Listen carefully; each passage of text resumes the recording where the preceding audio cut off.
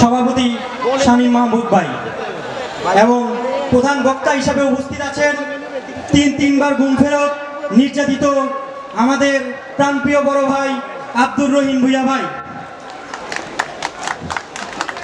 সংগ্রামী ভাইরা আমার, এখানে বক্তব্য দেওয়ার কিছুই নেই, বক্তব্য প্রদান করবে আমাদের সিনিয়র নেতৃবৃন্দরা। আমাদের দীর্ঘ 17 বছর আন্দোলন সংগ্রামে যারা রাজপথে ছিল এবং তাদেরকে দিয়েই এই কমিটি গঠন করার জন্য আমাদের সিনিয়র নেতৃবৃন্দদের কাছে আমার বিনীতভাবে অনুরোধ।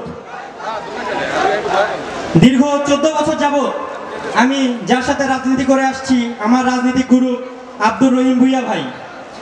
আব্দুর রহিম ভূঁইয়া ভাই হচ্ছে আমাদের এই 38 নং ওয়ার্ডের গর্ব, কারণ সে হচ্ছে ঢাকা মহানগর দক্ষিণ ছাত্র দলের সাধারণ সম্পাদক। এটা হচ্ছে আমরা গর্ববোধ করি।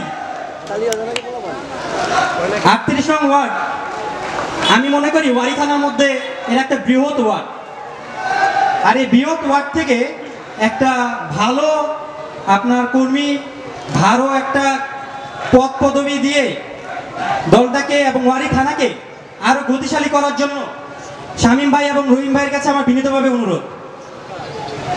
এটা হচ্ছে আসলে একটা কথা বলি, এই হচ্ছে ঐতিহাসিক সেই ধোলাইখাল, যেখানে আমরা ইশরাক ভাইকে নিয়ে একটা আন্দোলন করেছিলাম।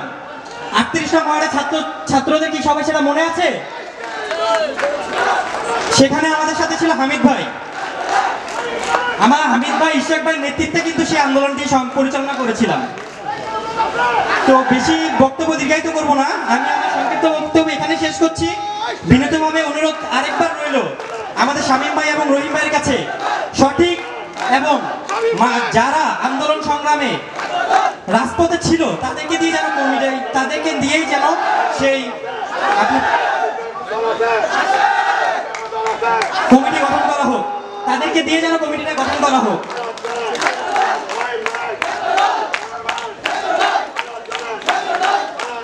আজকের এই কর্মী সভা সফল হোক এই কামনা ব্যক্ত করে আমি আমার সংক্ষিপ্ত বক্তব্য শেষ করছি।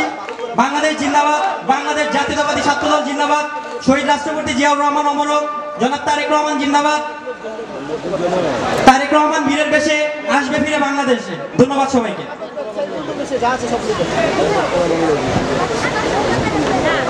এই পর্যায়ে